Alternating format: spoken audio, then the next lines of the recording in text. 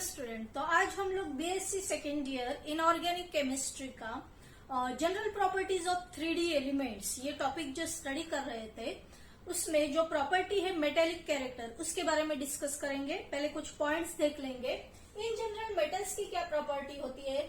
Malleability, ductility and lustre. इससे हम पहचानते हैं कि पर्टिकुलर एलिमेंट ये मेटल है। ठीक है, मैलिबिलिटी क्या है, डक्टिलिटी क्या है, आप लोगों को ऑलरेडी पता है।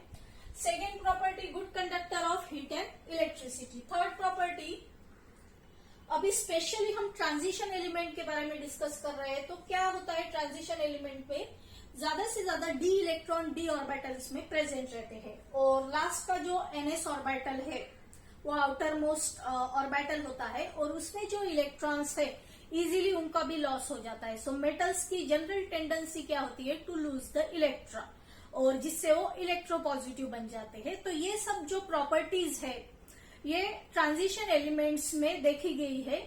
सो ये जो ट्रांजिशन एलिमेंट है ये मोस्टली मेटल्स ही होते हैं। लास्ट का high melting and boiling point, जैसे मेटल्स हार्ड होते हैं उनका मेल्टिंग पॉइंट हाई होता है, उनका बॉइलिंग पॉइंट हाई होता है। और ये क्यों होता है, ये सब प्रॉपर्टीज क्यों मिलती है? ये उनमें जो बॉन्ड्स प्रेजेंट है, मेटेलिक बॉन्ड है, कोवैलेंट बॉन्ड है, तो उनकी जो बॉन्डिंग है वो बहुत स्ट्रांग बॉन्डिंग होती है। इसके बारे में हम और ज्यादा डिटेल में डिस्कस करेंगे। Just have a look on this basic properties of metals, then हम आगे का पोर्शन डिस्कस करेंगे।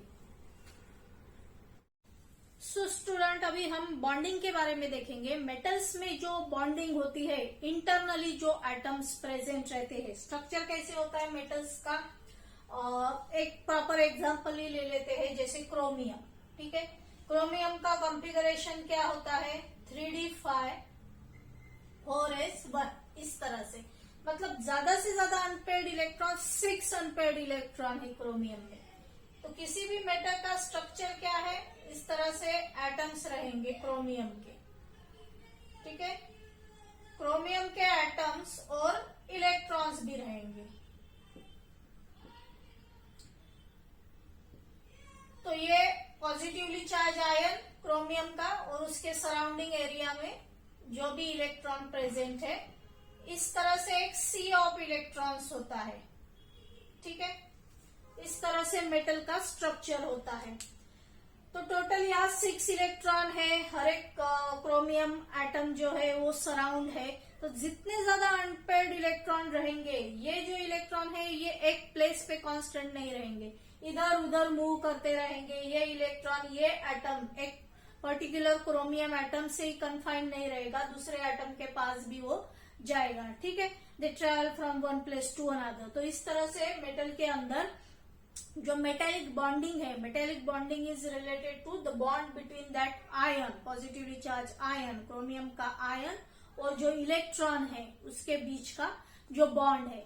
तो इस तरह से ज्यादा मेटेलिक बॉन्डिंग होती है अगर अनपेयर्ड इलेक्ट्रॉन का नंबर अगर ज्यादा रहता है तो। ठीक है, तो स्ट्रॉन्ग मेटेलिक बॉन्डिंग होती है। Then presence of covalent bond, इसके साथ साथ ही कोवैलेंट बॉन्ड का भी प्रेजेंस होता है। जैसे मेटल का जो स्ट्रक्चर है, ठीक है, ज्यादा से ज्यादा अनपेयर्ड इलेक्ट्रॉन डी ऑर्बिटल में रहेंगे। इन जनरल कॉन्फ़िगरेशन कैसे लिखते हैं? n-1 d1 to 10। ठीक है, ज्यादा से ज्यादा अनपेयर्ड इलेक्ट्रॉन डी ऑर्बिटल में प्रेजेंट है। तो हर एक एटम के जो डी ऑर्बिटल में जो है अनपेयर्ड इलेक्ट्रॉन प्रेजेंट रहेंगे। और यहाँ जो वर्ड यूज किया जाता है डी ओवरलैप। अनपेयर्ड इलेक्ट्रॉन है तो उसे दूसरे जो एटम है उसका डी ऑर्बिटल का जो इलेक्ट्रॉन है, अनपेयर्ड इलेक्ट्रॉन, वो पेयर करने की कोशिश करेगा। तो इंटरनली डी ऑर्बिटल्स की ओवरलैप होने लगेगी। ठीक है, वो एटम खुद का इलेक्ट्रॉन दे नहीं देगा लेकिन शेयरिंग करेगा। और अगर 2 इलेक्ट्रॉन रहते हैं पास में तो नेचुरली वो स्टेबल जो है कॉन्फ़िगरेशन बन जाता है। तो वो क्या करते हैं, डी ऑर्बिटल के ओवरलैप करके कोवैलेंट बॉन्ड भी बनाते हैं जो उनको स्टेबिलिटी की तरफ लेके जाते हैं। तो कोवैलेंट बॉन्डिंग भी प्रेजेंट रहती है। It is due to d overlap. इसकी वजह से high melting and high boiling point होता है। ठीक है, मेटल का हार्डनेस बढ़ गया है क्योंकि उसमें कोवैलेंट बॉन्ड का भी कैरेक्टर है और मेटेलिक बॉन्ड का भी कैरेक्टर है। मेटेलिक बॉन्ड सबसे ज्यादा स्ट्रॉन्ग बॉन्ड होते हैं, मतलब आयोनिक बॉन्ड, कोवैलेंट बॉन्ड से भी ज्यादा स्ट्रॉन्ग मेटेलिक बॉन्डिंग होती है। तो मेटेलिक बॉन्ड के साथ साथ अगर कोवैलेंट बॉन्डिंग भी प्रेजेंट रही तो जो मेटल होता है वो सबसे ज्यादा हार्ड होता है, जिसमें मेटेलिक बॉन्डिंग बहुत ज्यादा स्ट्रॉन्ग होती है, या जो है मेटेलिक बॉन्डिंग के साथ साथ कोवैलेंट बॉन्डिंग भी बहुत ज्यादा स्ट्रॉन्ग होती है, तो वो बहुत ज्यादा हार्ड मेटल होता है और नेचुरली उसका मेल्टिंग और बॉइलिंग पॉइंट भी बहुत ज्यादा हाई होता है।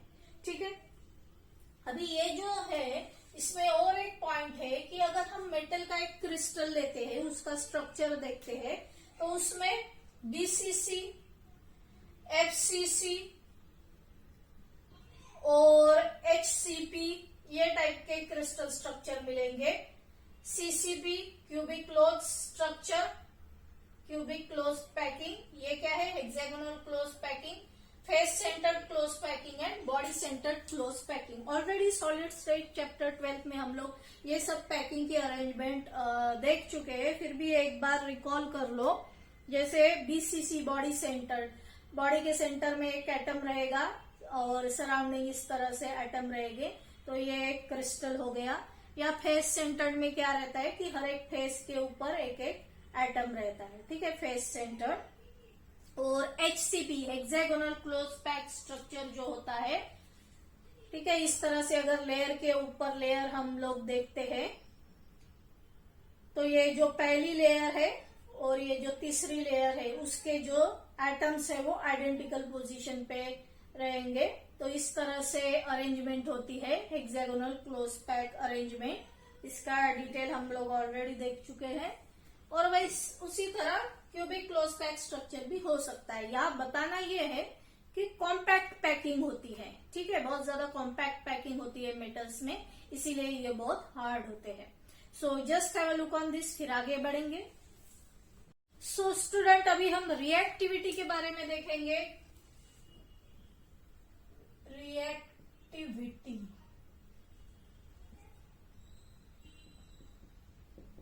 ये जो एलिमेंट्स है, ये जो 3D एलिमेंट है, कितने रिएक्टिव है, ठीक है, वो हमें देखना है। As compare to s block element, s block element में अल्कली मेटल्स है, अल्कलाइन अर्थ मेटल्स है, ठीक है, इजीली एक इलेक्ट्रॉन का लॉस कर देते हैं, स्टेबल हो जाते हैं, या 2 इलेक्ट्रॉन का लॉस इजीली कर सकते हैं, वो स्टेबल हो जाते हैं। मतलब आयोनाइजेशन पोटेंशियल की value as compare to D block elements, as compare to transition element कम होती है।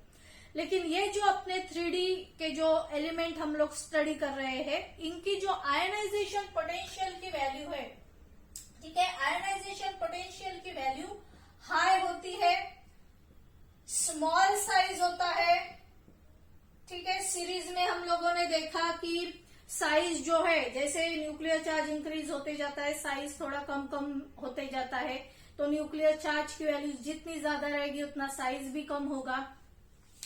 एक तो हाई आयोनाइजेशन पोटेंशियल की वैल्यू है।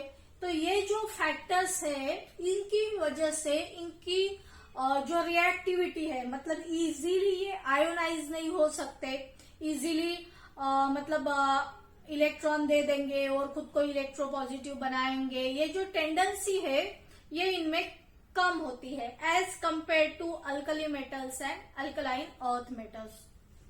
तो ये है इनकी रिएक्टिविटी के बारे में कुछ इंफॉर्मेशन। फिर हम लोगों ने मेल्टिंग पॉइंट और बॉइलिंग पॉइंट भी देखा है, ठीक है, melting point and boiling point. तो मेल्टिंग पॉइंट और बॉइलिंग पॉइंट भी जो है वो हाई होता है, ठीक है, as compare to s block element. इनका मेल्टिंग पॉइंट और बॉइलिंग पॉइंट हाई होता है क्योंकि ये कैसे है, हार्ड है। अभी मेल्टिंग पॉइंट और बॉइलिंग पॉइंट हाई क्यों होता है, इसका रीजन भी हमने देखा कि कोवैलेंट बॉन्डिंग भी होती है, मेटेलिक बॉन्डिंग भी होती है। कुछ एग्जाम्पल भी हम लोगों ने स्टडी किया। तो जैसे स्कैंडियम से लेके, ठीक है, scandium, titanium, vanadium, chromium, unpaired electron का नंबर इंक्रीज होते जा रहा है। तो जितने ज्यादा अनपेड इलेक्ट्रॉन है उतनी ज्यादा कोवैलेंट बॉन्डिंग भी स्ट्रांग है, उतनी ज्यादा मेटेलिक बॉन्डिंग भी स्ट्रांग है। फिर क्या होता है कि जब मैंगनीज आता है, मैंगनीज का इलेक्ट्रॉनिक कंफिगरेशन जो है, ठीक है, मैंगनीज का इलेक्ट्रॉनिक कंफिगरेशन क्या है, इस तरह से 3d5 और 4s2। इसमें क्या है कि d ऑर्बिटल स्टेबलाइज है, s ऑर्बिटल स्टेबलाइज है। तो स्कैंडियम से लेके क्रोमियम तक मेल्टिंग पॉइंट जो है वो इंक्रीज होते जाएगा, लेकिन सडन आप लोगों को ड्रॉप दिखेगा कि सडन मेल्टिंग पॉइंट कम हो रहा है। कहा, मैंगनीज पे। क्यों कम होता है? क्योंकि ये जो स्टेबलाइज ऑर्बिटल्स है, न्यूक्लियस का फोर्स ऑफ अट्रैक्शन इनके ऊपर बहुत ज्यादा होता है और साइज मतलब जो एटम है वो श्रंक हो जाता है टुवर्ड्स द न्यूक्लियस, ठीक है, ये मैंगनीज में ही होता है। तो क्या होता है कि मैंगनीज के जो एटम्स है आपस में से मेटेलिक बॉन्डिंग में, एक तो मेटेलिक बॉन्डिंग में भी पार्टिसिपेट नहीं कर पाते, कोवैलेंट बॉन्डिंग में भी पार्टिसिपेट नहीं कर पाते, क्योंकि इसे लगता है कि ये स्टेबिलाईज हो गया है।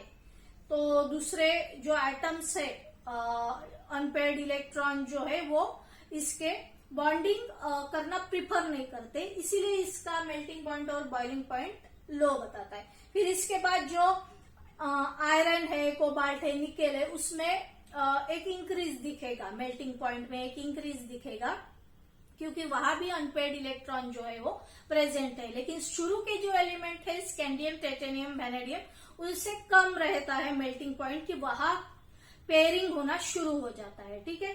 जैसे आयन में जो है 3d6 जो है डी ऑर्बिटल में 6 इलेक्ट्रॉन आ जाते हैं, मतलब पेयरिंग होना शुरू हो जाता है। तो मेल्टिंग पॉइंट जो है उसकी वैल्यू जो है वो कम होना फिर शुरू हो जाता है। तो ऐसे करते करते जब कॉपर पे आते हैं, ठीक है, कॉपर पे क्या होता है, कॉपर का क्या कंफिगरेशन है, 3d10 4s1, ठीक है। यहाँ भी एक ही इलेक्ट्रॉन दिख रहा है, ठीक है। ज्यादा से ज्यादा इलेक्ट्रॉन रहेंगे तो ज्यादा से ज्यादा बॉन्डिंग जो है वो स्ट्रांग रहेगी। यहाँ एक एक इलेक्ट्रॉन हर एक कॉपर का रहेगा तो इतनी बॉन्डिंग स्ट्रांग नहीं रहेगी। तो यहाँ भी कॉपर में जो मेल्टिंग पॉइंट है वो डिक्रीज बताएगा, ठीक है। इसके बाद जो जिंक आएगा, जिंक में 3d10 4s2 कंप्लीटली फील्ड है, ठीक है। तो बॉन्डिंग में इलेक्ट्रॉन पार्टिसिपेट ही नहीं करेंगे। तो ये जिंक कैसा है, सॉफ्ट मेटल है। तो इस तरह से इनका मेल्टिंग पॉइंट, और मेटल को मेल्ट किया तो उसका जो बॉइलिंग पॉइंट निकाला, तो वो बॉइलिंग पॉइंट भी इस तरह से वेरी करता है। तो हम लोगों ने ये रिएक्टिविटी के बारे में कुछ पॉइंट्स देखे, फिर मैंगनीज का थोड़ा अलग बिहेवियर देखा मेल्टिंग पॉइंट में, जो लो जाता है वो क्यों लो होता है वो भी हमने देखा। तो इस तरह से हम लोग और थोड़ा आगे देखेंगे। Just have a look on this. So student, और एक फैक्टर इंपॉर्टेंट है रिएक्टिविटी में, हाइड्रेशन एनर्जी। ये एलिमेंट की हाइड्रेशन एनर्जी लो होती है, अच्छे से वाटर के साथ बॉन्डिंग होनी चाहिए ये एलिमेंट्स के आयंस की, तो अच्छे से रिएक्शन होती है, लेकिन इनकी हाइड्रेशन एनर्जी लो होती है, तो वो भी रिएक्टिविटी पे इफेक्ट करती है। फिर जो कॉमन क्वेश्चन एग्जाम में आता है, वैनेडियम और क्रोमियम जो है इनका मेल्टिंग पॉइंट ज्यादा क्यों होता है as compare to other elements. तो ज्यादा से ज्यादा अनपेयर्ड इलेक्ट्रॉन होंगे, जैसे 3d3 4s2 और इसका 3d5 4s1, ठीक है। ज्यादा से ज्यादा अनपेयर्ड इलेक्ट्रॉन होंगे तो कोवैलेंट बॉन्डिंग ज्यादा रहेगी due to d overlap. Then जो है कोवैलेंट बॉन्डिंग के साथ साथ मेटेलिक बॉन्डिंग भी बहुत स्ट्रांग है, सो दैट्स वाई इनका मेल्टिंग पॉइंट जो है वो हाई होता है। तो ये हो गया वैनेडियम और क्रोमियम के बारे में। साथ में जो मर्क्यूरी है, mercury is liquid at room temperature, mercury जो है 5d सीरीज का मेंबर है, उसमें भी डी ऑर्बिटल में जो है, डी ऑर्बिटल उसका फुलफिल्ड होता है, टोटल 10 इलेक्ट्रॉन्स होते हैं। सो मर्क्यूरी जो है liquid means it is liquid at room temperature क्यों होता है, ये भी रीजन पूछ सकते हैं। वो 3d सीरीज का मेंबर नहीं है, फिर भी इन जनरल अगर हम देखेंगे तो उसका भी जो मेल्टिंग पॉइंट है वो लो होता है, क्योंकि फुलफिल्ड है, अनपेयर्ड इलेक्ट्रॉन नहीं है, तो मेटेलिक बॉन्डिंग जो है वो वीक है, कोवैलेंट बॉन्डिंग जो है वो भी वीक है, तो इसीलिए mercury is liquid at room temperature. तो इस तरह से आप लोग रीजन एक्सप्लेन कर सकते हो। So I hope you understood all this point. So thanks for watching this.